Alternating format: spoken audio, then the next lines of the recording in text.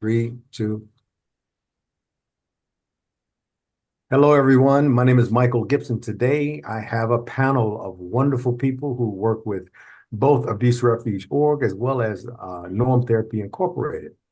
Remembering that Norm Therapy Incorporated actually undergirds the nonprofit 501c3 public charity Abuse Refuge Org, responsibly and affectionately known as ARROW, ARO.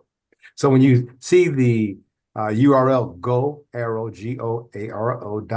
that's still abuserefuge.org.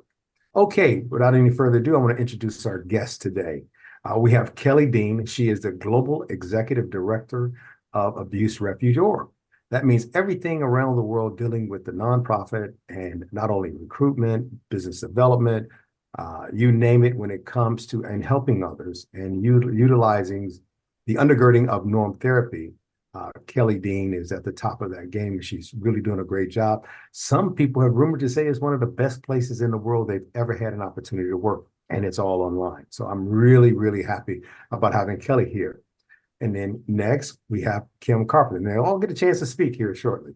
But next we have Kim Carpenter. She is the de facto leader and manager of Norm Therapy, which is a signature service that we use. It's an advanced interviewing process that we use in order to deal with victims of abuse as well as survivors of abuse around the world and help articulate their maladies and create the chronology of their pathologies through, of course, using norm therapy as a tool. There are many techniques that have been developed, quite a few of them I developed, but also Kim is at the forefront of great ideas, great visions forward for norm therapy, and she's been instrumental in building norm therapy into what it is today, especially our online course for norm therapists. And then we have Nicole Leonard. Nicole came to Arrow, I remember. She was this quiet, kind of steely-eyed every now and then, just look at you like that. And just very, a happy person, so to speak. She always had a great countenance about her. But she ended up rising from like a coordinator level to the manager of human resources in our organization in short order. There was a vacancy. We needed someone to fill it. The best decision we've ever made in our human resources area was Nicole Leonard. She's also involved in the IAB, which is the International Advisory Board, along with Kim, myself, and Kelly. She also a member of the International Advisory Board, where we make most of the decisions for the nonprofit. And it's been a tremendous pleasure having her on board. Without any further ado, I want to give you ladies a quick moment to, of course, share a little bit about yourself. And I'm going to start with Nicole and work my way back to the global director. So, Nicole, please tell us a little bit about yourself. Sure, thank you. And hello, everyone. Happy to be here today.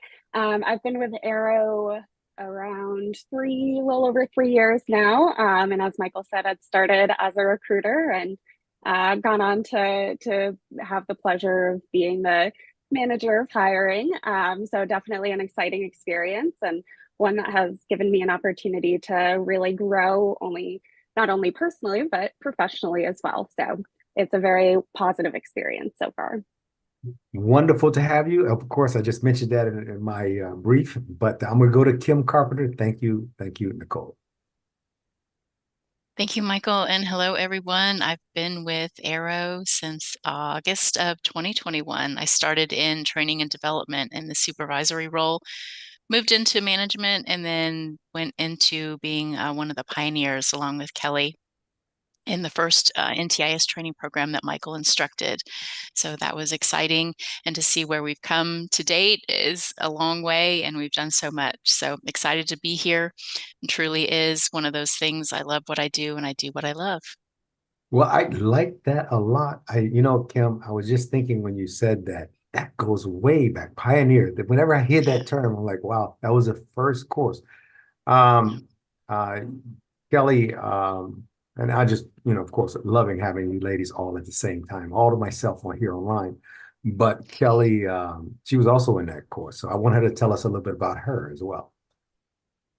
Yeah, well, obviously been a part of it since the very beginning.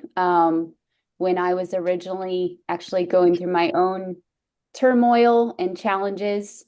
I credit Michael and Norm Therapy for saving my life and the reason why I'm here today. So if there's anybody out there wondering if it works, it most certainly does. It's absolutely life-changing. And over the last 6 years, we've built a nonprofit that is literally nothing but filled with blood, sweat, and tears of volunteers all over the world. And I have to quote Kim on this. We put the fun in dysfunction. We have a lot of fun at what we do, despite the topics that we're covering, which are, of course, very serious, but we're doing some great things. So wonderful. Thank you, Kelly, Kim, and Nicole. Now, having you here all in one setting, people are always probably thinking, especially because of some of the questions I hear in our weekly meetings, they're always thinking of how they can get a consensus on things. And I think we do a great job at sharing information through our platforms like Slack, Asana, and all these other platforms that we use, our hubs. I think we do a great job in communicating.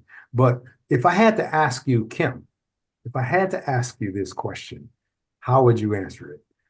What do we do special in our organizations to stay in contact and make sure people are given the information they need? I think that's one of the things we do best, especially in a virtual environment, is the communication from management level, supervisory level, even Kelly. If a manager can't reach out to someone, she'll reach out and we either connect via our platforms or we go through email. Oftentimes we can call the individual directly if need be, but we're always in communication with them and making sure, first and foremost, that they're okay, and that everything is all right with their overall well-being, and then we tackle it from there. And Nicole, same question. Yeah, I would definitely agree with Kim. And I think we're a very person-centered organization where it comes down to not just are you getting the work done or are you participating, but how are you doing as an individual, making sure that people, if they're going through challenging times, that they have support from people within Arrow and Norm Therapy. And I think that definitely sets us apart. Wonderful, wonderful. Now, I'm just going to add a twist to it for Kelly because she's a global executive director.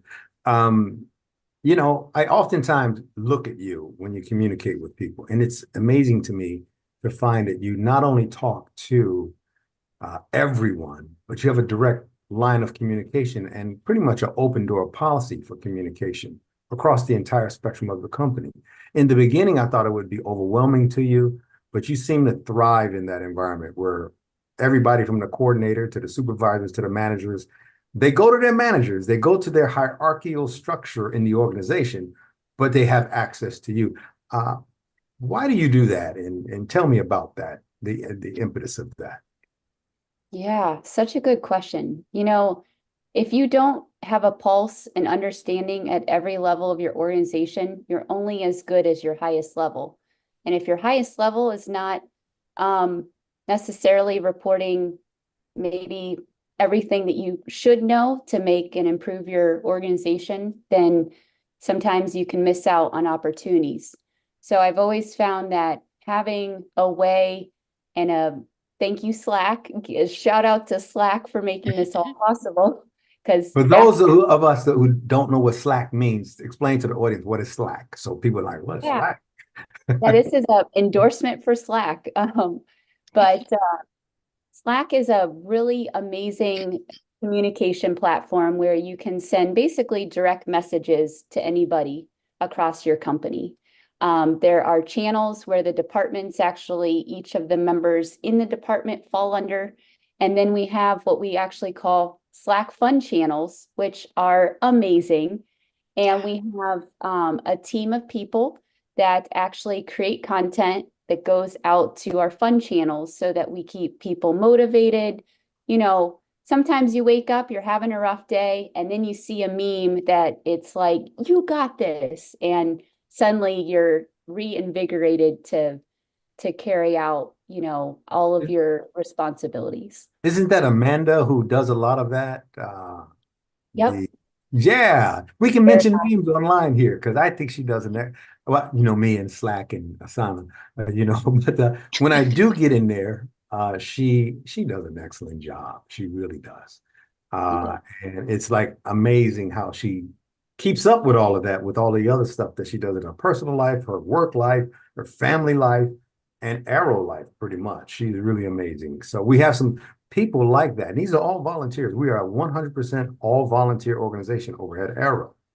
But we are raising capital right now, both on the Arrow side for our donations drive that we're doing around the world, but also on the for-profit side, because we want to shore up the for-profit company in order to start expanding our reach into the abuse care community. We'll talk more about that later in the session. But thank you for your answer, Kelly. That was great. Kim, what does your day look like?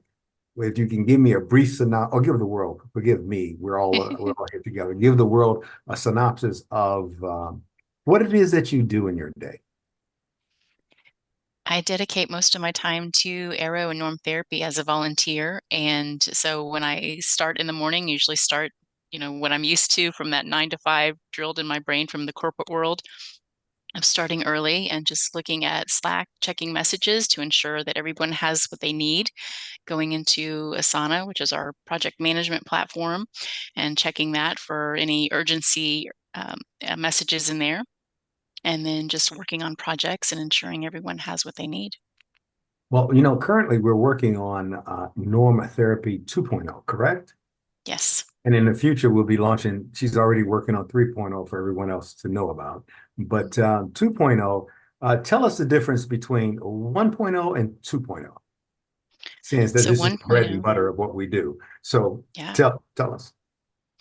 1.0 is basically an introductory to norm therapy for all of our volunteers. So they get that in onboarding when they go through Google Classroom. There'll be a series of videos and slideshows that we put together to ensure that everyone knows what norm therapy is all about, because it is our signature service and it is what we do. And to be able to equip those to know in the knowledge of when they're talking to someone what exactly we do. And then 2.0 is our training program. So that's where someone comes in and they can sign into the training program, and they go through a series of modules that we have, open forums, practical application, a lot of good stuff. Pretty intense, but we do try to keep it light and fun at times when we can. But it is the training to become a norm therapist.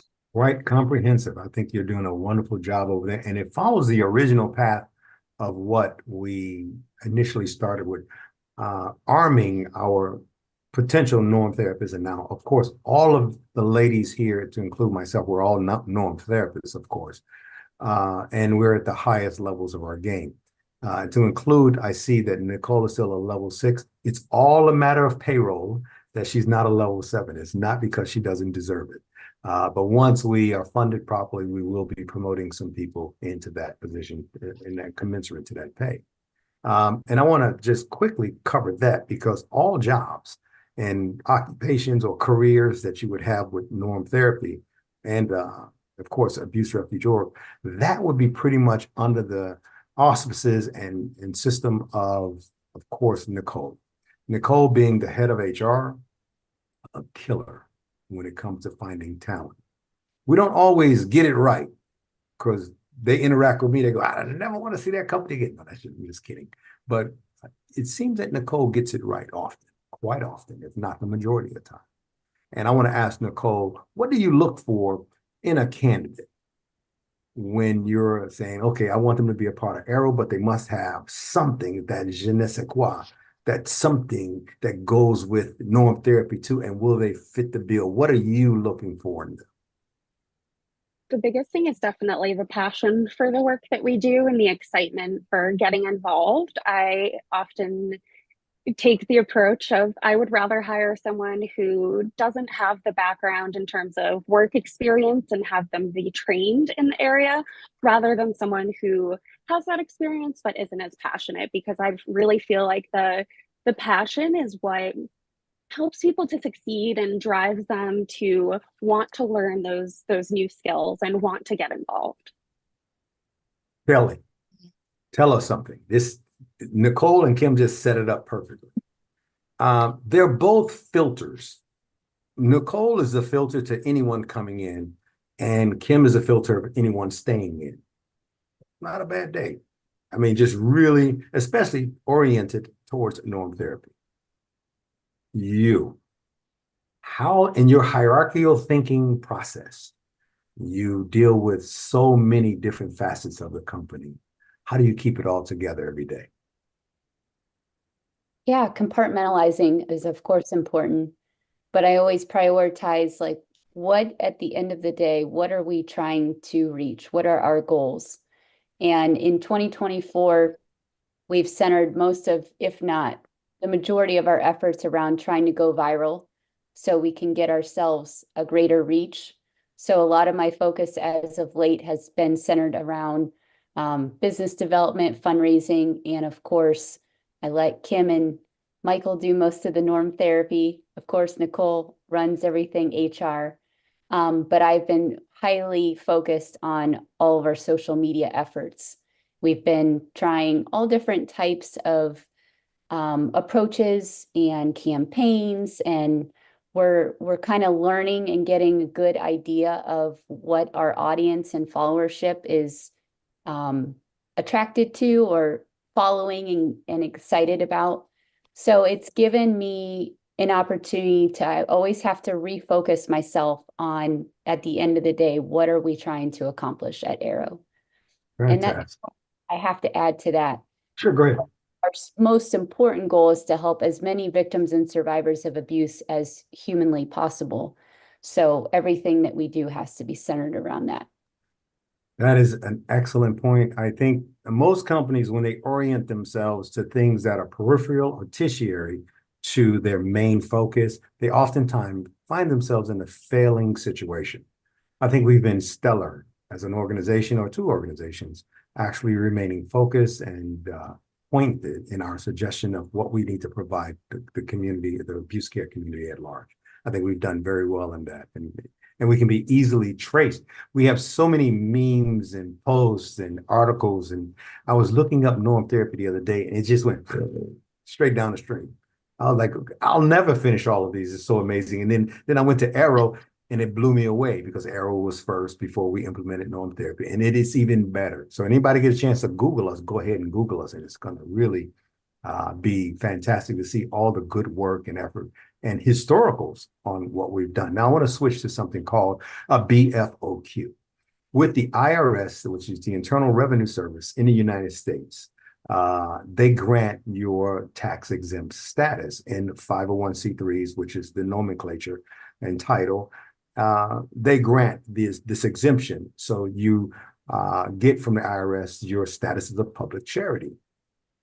And because the nature and sensitivity of what we did as we started out, we didn't want to have just men and women together nilly-willy in it and trying to make sense out of all of this, and especially in a place where people openly talk about their abuses, they talk about what actually happened to them. And the last thing we wanted was to have a less than controlled and trained environment, especially with men. We wanted to have the environment where women can talk to each other. I think I was the only male for the first couple of years or so. So we could, of course, homogenize our platform. We could bring together all of our studies into one area under Kim and a few other people that were subordinate to her. So Kelly could run things in a way where it was oriented toward women. Even if you belong to the LGBT community and you identified yourself as a woman, you were welcome. We were very open and minded about that. And Nicole took a great deal of effort to make sure we filtered those kinds of people in our organization. But a BFOQ is a bona fide occupational qualification with the IRS, saying that we could exclude men from the platform and our organization and training for a select period of time until we got ourselves together with women. And I think we did a great job getting women on board, getting the strong leadership, the training, the everything, the platform. It's been a labor of love, but it's been, excuse the expression, it's been kind of hell too, because it's been so much work on us. And we've been stellar in our ability to churn out this amazing work product as a result. Now, this question is coming because Kelly, being the head of the the nonprofit. Of course, I'm her CEO, but I don't run, that's not my day-to-day business. It's Kelly's. And everything you see and understand and interpret in that organization starts with Kelly. So now we have men as of the end of 2023. I'm sorry, the middle of the third quarter of 2023, we started training men as norm therapists initially. Our very first male to graduate a class was a gentleman by the name of Dylan Texan, and he's out in California, an amazing human being. He was almost that epitome of the person we wanted to have as a male candidate and the male graduate who ended up becoming the honor graduate. So that prohibition that we had of allowing men to come into the organization was broken by a person who excelled to honor graduate, but also he served as a beacon for other men to come. And that we've since had other people come in who are male, and we're having more and more all the time, not only from the quote unquote mainstream America, but from also the LGBT community and other communities. So it's not, we're a very diverse organization.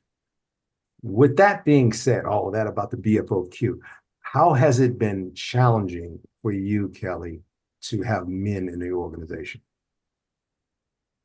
Yeah, it's interesting. And a lot of our female volunteers have come and said that they joined Arrow specifically because it was an all volunteer or all female organization. Mhm. But we've done it in steps to which I think we've done a great job of starting to transition into adding men. And the other component of it that is different is it's not like you're going into a corporate environment or a physical space where you're around men. It's all online, it's all virtual.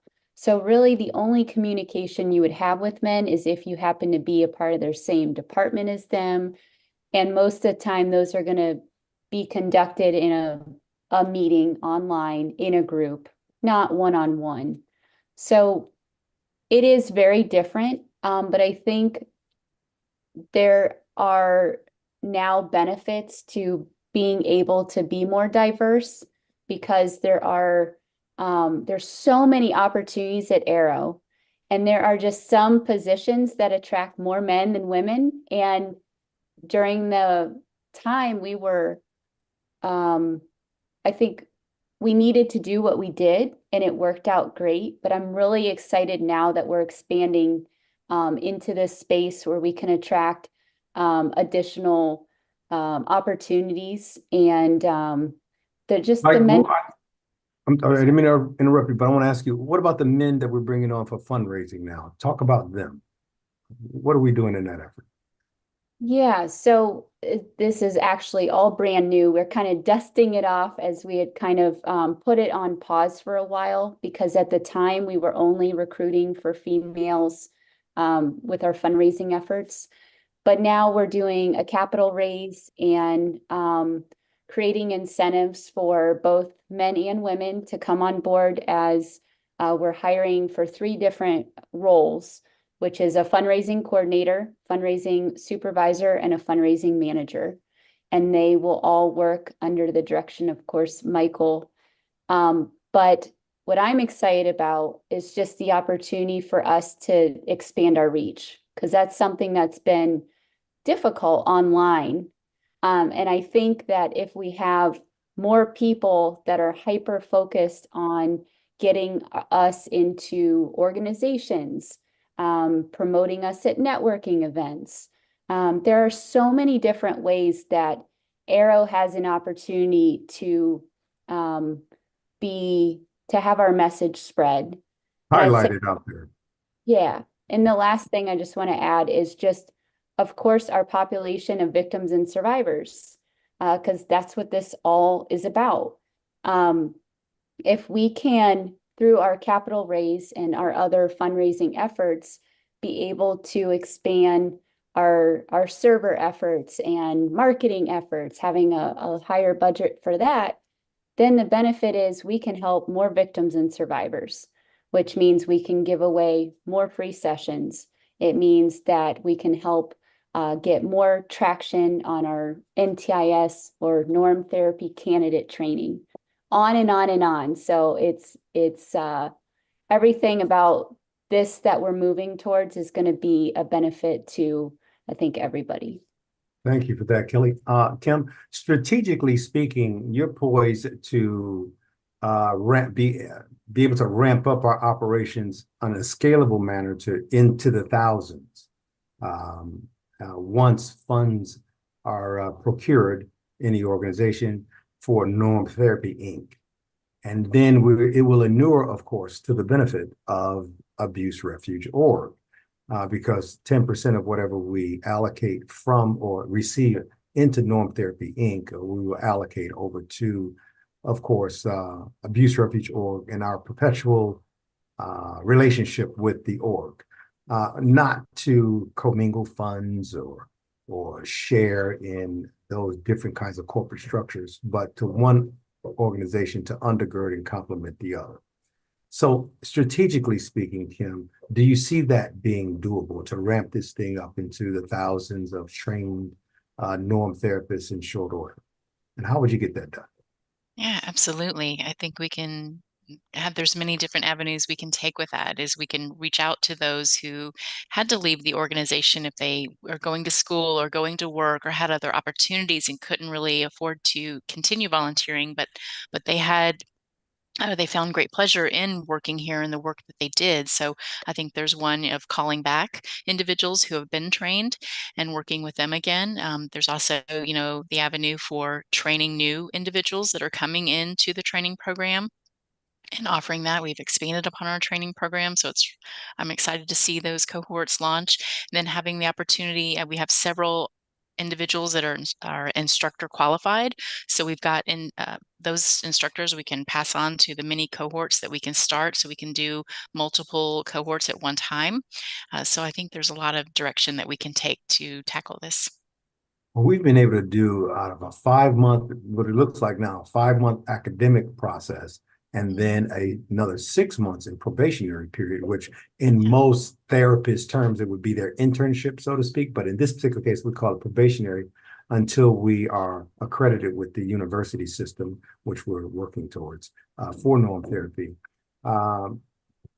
During development of all of that, I think that we'll be able to better position ourselves, I'm thinking, to have overlapping courses, as you said, but at the same time, maintaining that personable approach, even though we may have up to 150 people per class and have several mentors and several faculty involved with each course overlapping. My statement I'm trying to make is, how do you feel that's going to be for our student body, because it's a less personable approach than we're having 10 or 15 or 5 people in a cohort. We've had 16 classes or cohorts up till today. And that's a lot in, the last 3 or 4 years. That's a lot.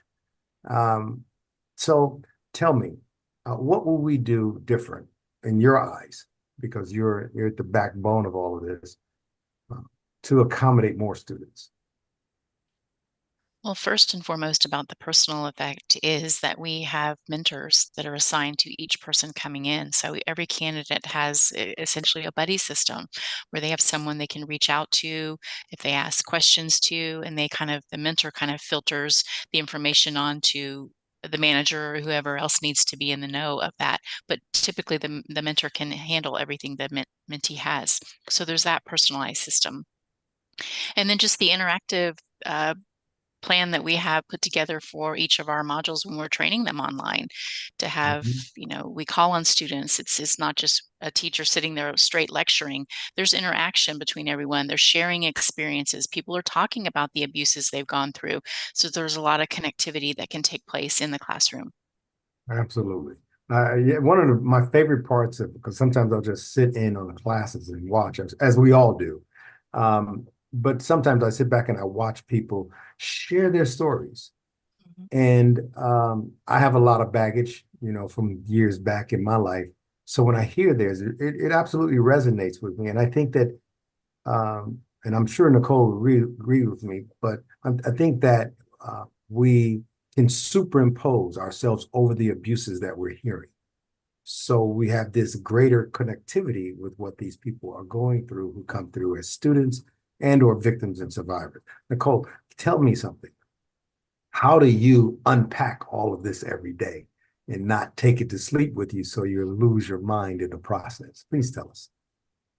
Yeah, it's definitely something that we see a lot. I think a vast majority of our volunteers have those personal experiences, and some choose never to share them with us, and others choose to share extensively. So, whether it's in norm therapy training, we've had people share very personal things in interviews. There's always those moments of reflection afterwards of making sure that you're also taking care of yourself and not taking that home with you. And I think that that is, in a lot of ways, a really tough thing to learn. A lot of people have to spend a lot of time practicing it, but that's also one of the nice things about the support system that we have throughout Arrow is there's always someone to talk to if they're saying, I spoke to this person, they shared this experience, and it's really impacting me. Sitting down and having a conversation with a supervisor or a peer can be a really useful tool. Absolutely. Thank you, Nicole. Kelly, tell us something. In the day-to-day financing of everything, how are we doing? Be honest. We always need help. I like the way you started. There you go. I'll never stop saying that, but everything we do is a labor of love. There's a reason why we actually at one point we had like 240 volunteers, and we kind of talked about this briefly on the last session, but we had to actually scale down because we didn't have enough projects. Now we're at about 100. We'll probably end up growing that back up again, just because we're adding now more participation on the male side. But fundraising is at the heart and soul of everything that we do because it takes money to make money. And if you don't have money coming in to keep all the platforms going, all the servers, all the very expensive day-to-day requirements that keep us going, then it makes it hard for us to reach our goals. So yeah. This is a plea to everybody out there. We need help in every shape and form, whether it's through volunteership, whether it's through a local fundraiser that it could be in your local community, it could be at a networking event, golf event. I mean, the sky is the limit. And if Arrow could be the beneficiary of donations that come in, there's just so many ways that we can tackle that. We can have that conversation. But I will tell you what we're doing. It's keeping people alive. And we take what we do very, very seriously. We've worked hard to create an empathetic, charismatic culture, but at the same time, we also have basic needs that we need to meet. So that's where we need the assistance and the help and the love and support of all those who kind of feel convicted by the message of what we're doing and the actions we're taking. Thank you, Kelly. Okay, now this is our free-for-all. Anything we want to talk about today. I wanted to get those preliminary, not even preliminary, but those main topics out of the way. How we work, what we do, how we get along, how we make sure people are taken care of, and more importantly, how effective we are with the abuse care community and the survivors, as well as the abused.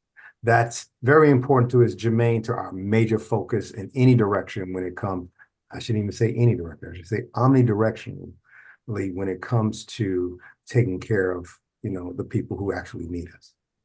Now, with all that being said, I want somebody to nudge me on what I want to talk about. We were watching the Vanity Fair. I really didn't watch it. I saw a couple of clips that I thought was, in my estimation, I'm a guy, and I saw a dress that some performer was wearing that it took quite a few people to help lift that dress and walk around at the Vanity Fair. So we started talking as a group online the other day.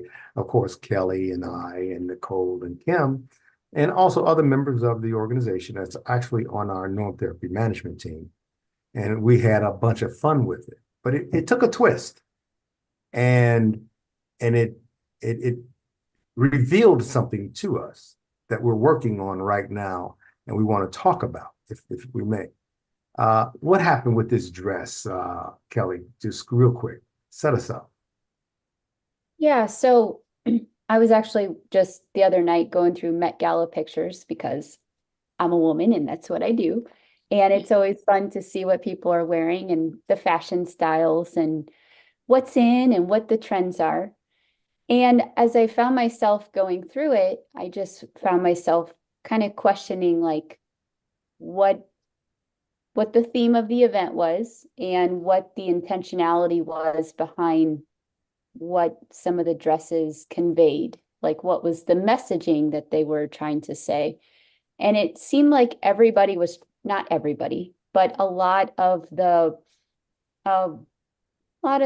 who were showing up were trying to outstage one another. It was just like, who can be the most outrageous in their dress?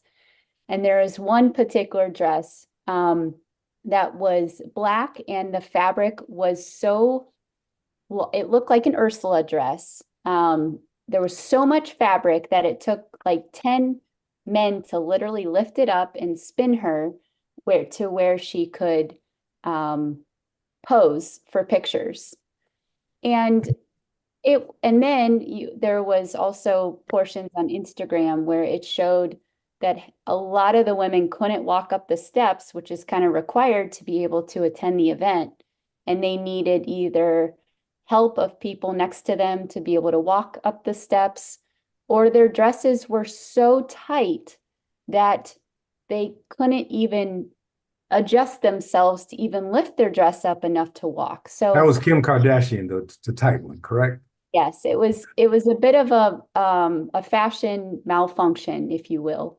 But we were having a discussion basically around like, why has this become the norm for why do women feel the need that they have to dress this way, present themselves, have the, sort of hourglass shape that is in many cases unobtainable. And I could talk for this at length, so go ahead. Okay, so now we're in the throes of watching women in their different fashion settings, different genres, as well as different themes. And it was very eclectic. I mean, just you could look at everything in this gala, and you could find just about every topic of discussion as a result. Kim, if you could share with the audience, what was your take on it as Kelly just gave hers?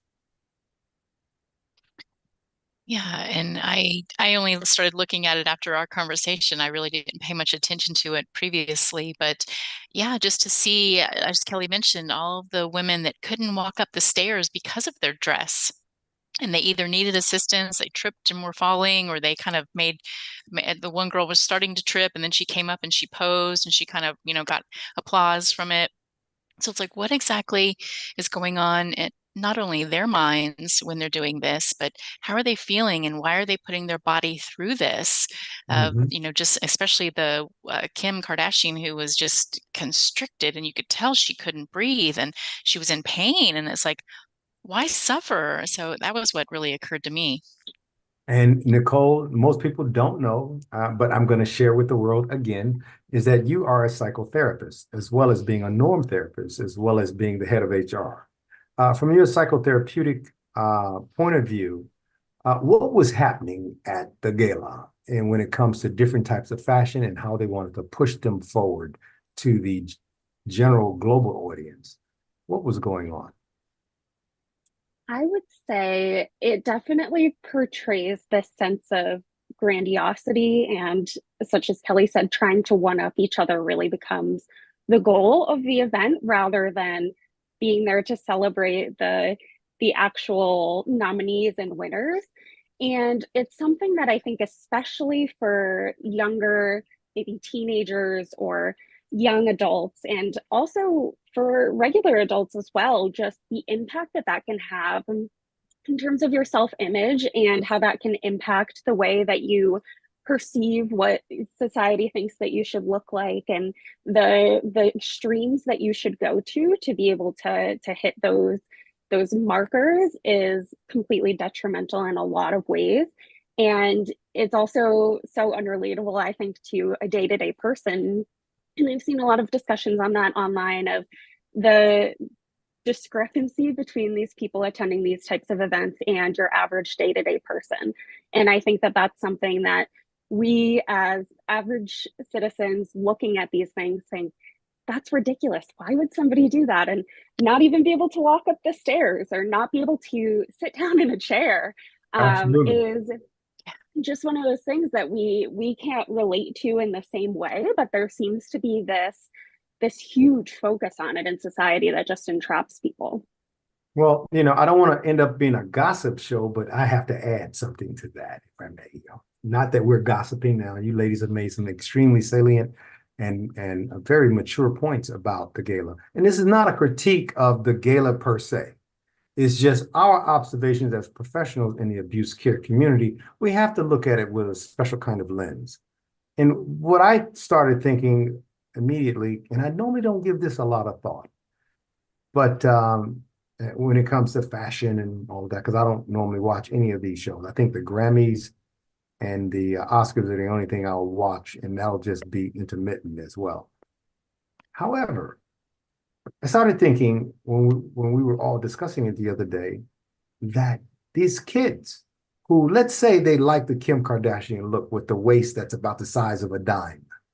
Let's say they take that seriously and it become psychologically infused in their mannerisms, their conduct, their dress, their theme, their psyche. It becomes infused, and now we have otherwise beautiful kids, be they plump, be they skinny, be they tall, be they short, all over the country and world being influenced that this dime or quarter size waist, and a dime because it's an international broadcast, is like 10 pennies is a coin. And of course, a quarter is 25 pennies or pence in some countries to the dollar. And these very small coins are what people are trying to achieve. And I can imagine that the level of self-esteem, if an individual is incapable of achieving that goal, what kind of psychological impact not only will it have on that child, but for parents and guardians and siblings and friends and family who are the onlookers and the observers of change in this child, in that new generation, which every generation does it. But normally we look at those types of societal changes in waves of progress, in waves of things are just more ample now. They're more, how shall I say, they curse now on television when they didn't used to when I was a kid, and on and on and on. So we see this, and it's revolutionary. But I think the twist with all of this imaging and social media is that it's hurting our children, and it's killing the guardians not to be able to cope with or have those adaptive or those productive coping mechanisms in order to see their way through that. So I'll ask Kelly, because I started with her, tell us, what do you think about that narrative, about not only just how the kids are affected, but how are the families disarmed and taken aback by all of this and having really virtually nothing they can do about it until, of course, norm therapy comes along and teaches them. But tell us, Kelly, what do you think about that? Well, I think it puts parents in a very difficult position because as a child, you're so easily impressioned by actresses and all these people on Instagram. What you don't always know are the filters that are going on. You don't know that they have exorbitant amount of money to get facelifts, Ozempic, all of these other products that they're taking. And so what ends up happening is there's a mismessaging going on between what's reality and what's obtainable and what's not reality and what's unobtainable. And I think that also plays in a role with skincare products. I've seen a lot of women who spend teenagers that spend an exorbitant amount of their hard-earned money, chore money, With going parents' money. yeah, Anyway. buying, hydronic acid, lotions, facial serums, all this stuff that a young kid just doesn't need. And they're now being, I don't want to say brainwashed, but they're buying into the hype that they need to spend hundreds or even thousands of dollars on products that they're going through the acne, time, like hormones are all over the place, and they need to, sorry, but have their skin, let it do its thing and run its course. So I think the all encompassing Embrace puberty, maybe. yeah, embrace puberty, but also when you put all those products on your skin, you're not giving your skin a chance to breathe. So I think the last and most important part of this is, what is the behavior that we're normalizing in society? And we're normalizing things that are unobtainable.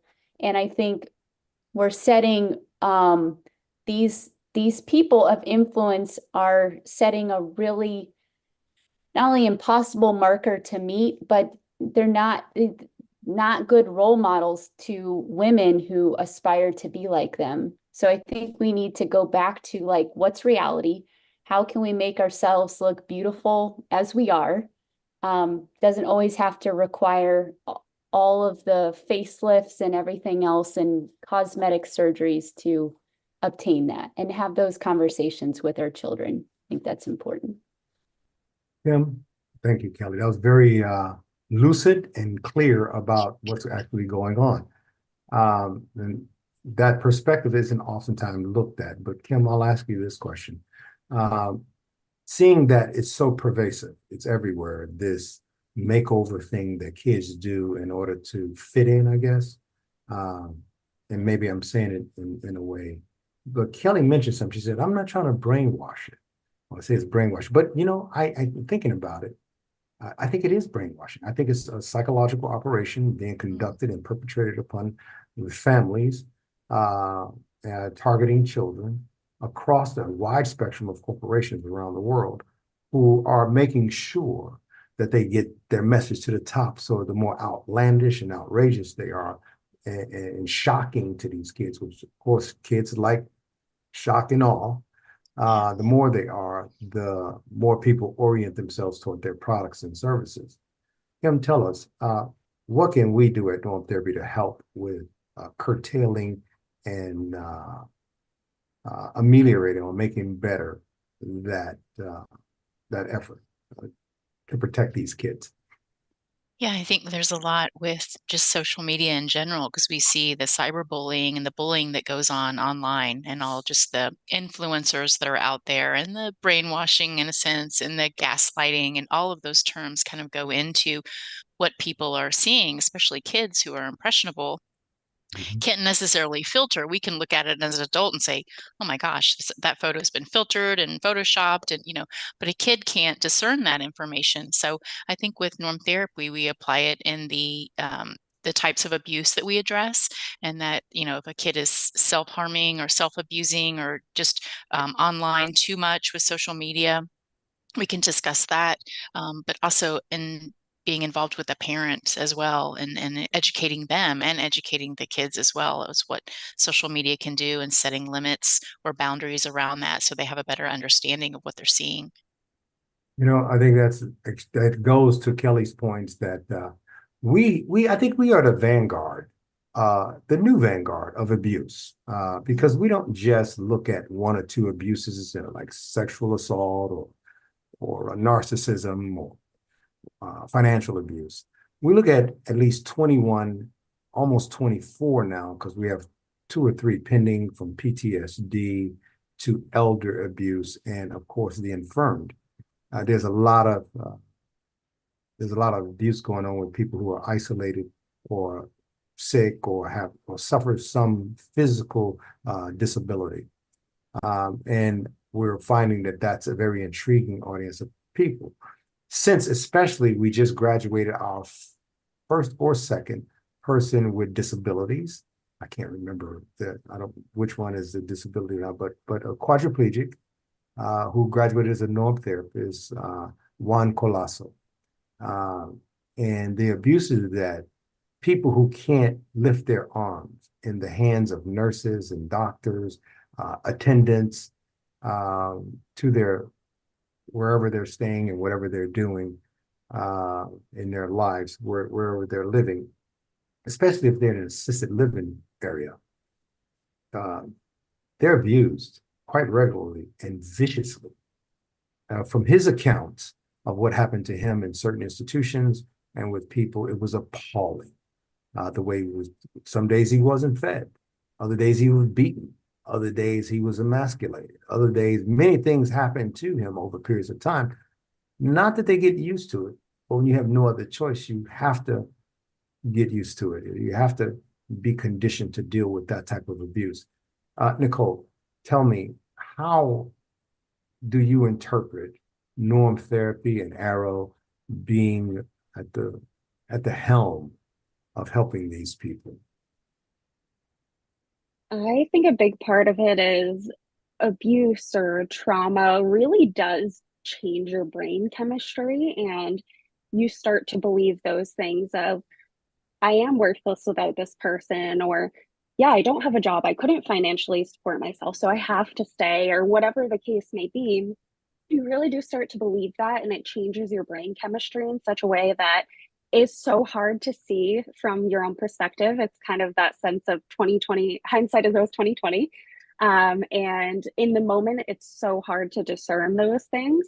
And I really like that norm therapy doesn't just focus on the symptoms. If someone comes in and says, I'm having panic attacks or I'm extremely depressed, it's not just a matter of, okay, what's setting off your panic attacks? And let's see if we can mitigate that. It's, where did this start? Was it because of things that you maybe experienced in your childhood or a trauma that you endured that led to all of these other circumstances, and kind of unraveling that ball of yarn? Great answer. And on that, I'll ask Kim this question. Let's say a dad actually sat his daughter on his knee and said, sweetheart, I will protect you. And any man that'll ever be with you in life, that should be part of his role in your life, to continually protect you. And of course, you protect yourself. And I'll teach you that because I'm your father. And the words of wisdom I've given you over the years, and the direction and the example. And then the mom came in and supported the dad, and the child saw that they were a team and they worked together for her nurturing, for her strength and her core being and self, and from which, of course, she was emulating them. Let's say they had all of that going for them, but they go to college and they meet a different class of people, some good, some bad, but different. And then they graduate college, and all of a sudden they're getting a job and they're on their own. And they've just been dating their whole life. Then all of a sudden they get this narcissistic guy that comes up who's charming, intelligent, strong, all of these things. But you recognize in this person that he's weak, that he always has to be the center of attention. It's always about him. But he's so charming and good looking and all those things to her that she tend to overlook that. How do we help them, those victims who will ultimately be beaten, denigrated on a daily basis,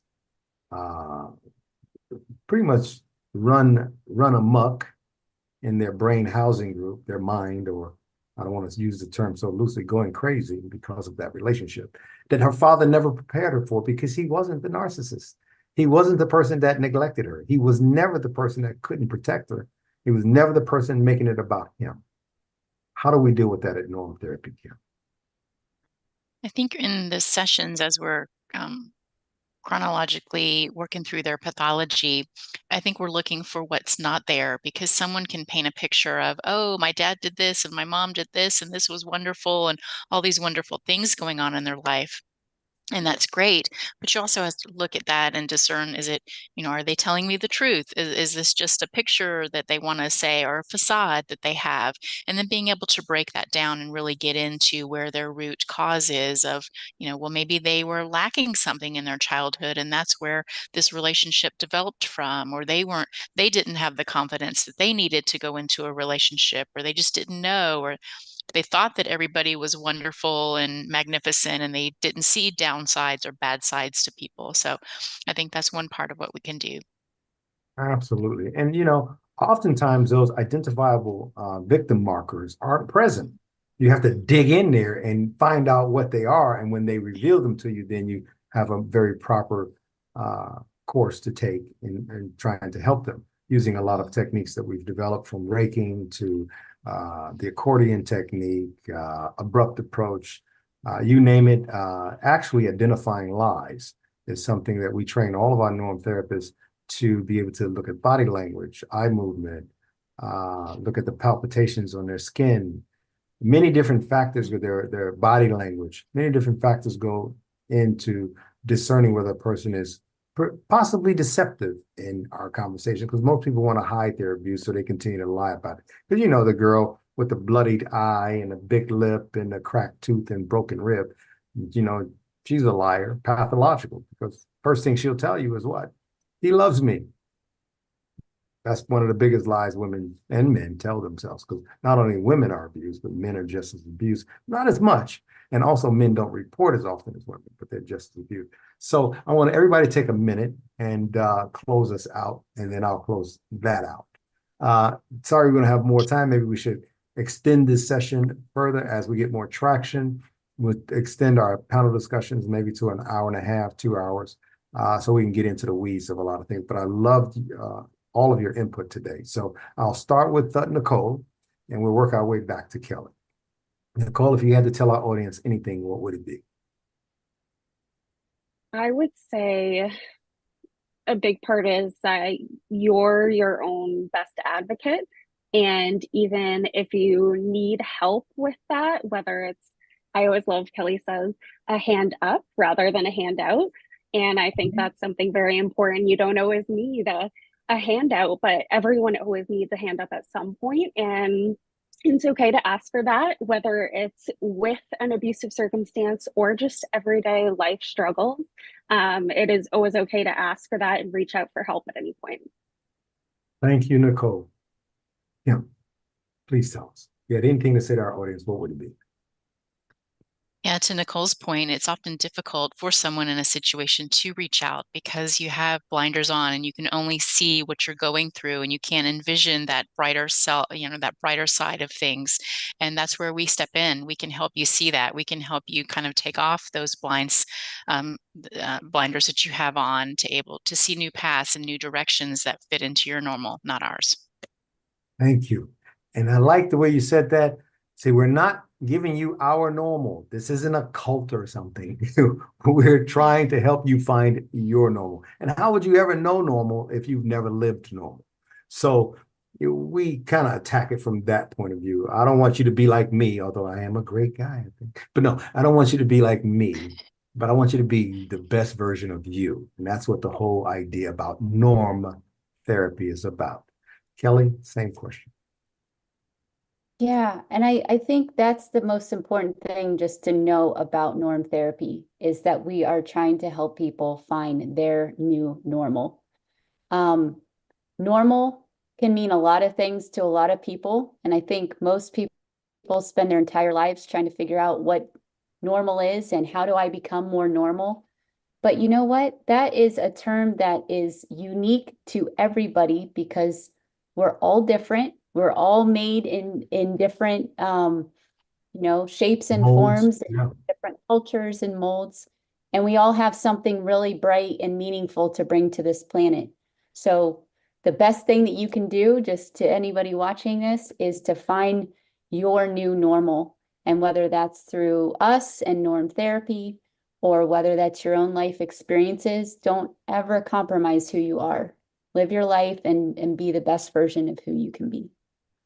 Now, I'll have to pat myself on the back, because this is our team.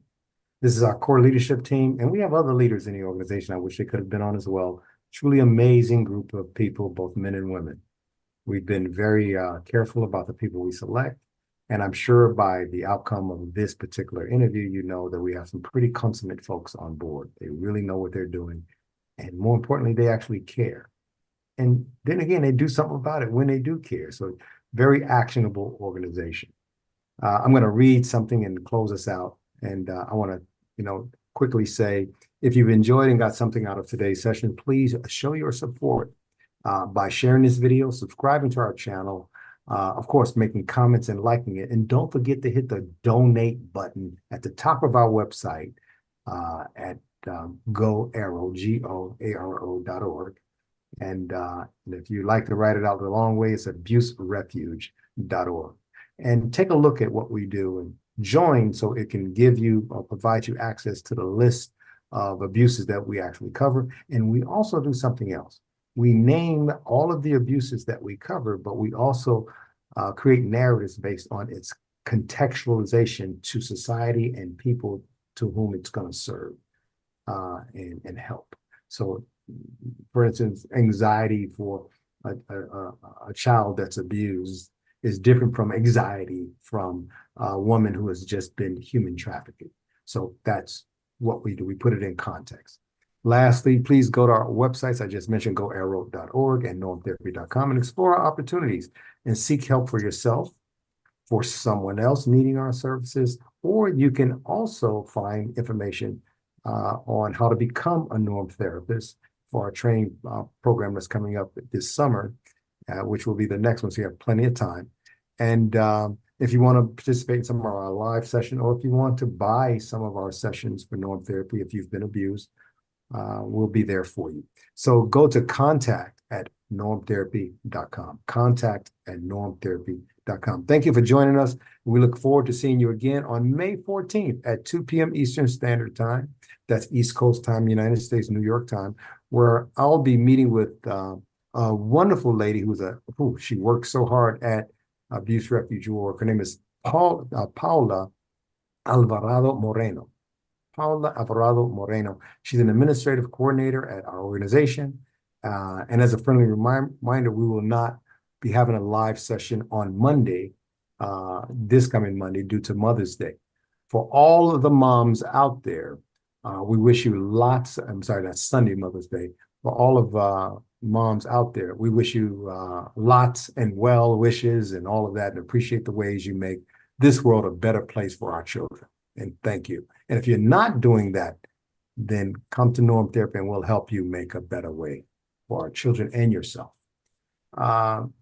Thank you, ladies, for being here today. We went a little bit over. I really appreciate your attendance today. I'm going to be calling all of you to come on board in different discussions. I may be in a discussion, let's say with Paula next week, and say, hey, is Nicole available? I want to get her perspective on something and just ask you to come in and have a conversation or two. But of course, I'll kind of let you know that before we start. Anyway, thank you very much. And I want everybody to know I enjoyed this session. It went a little over because of the leadership and the passion and the group that I have here today.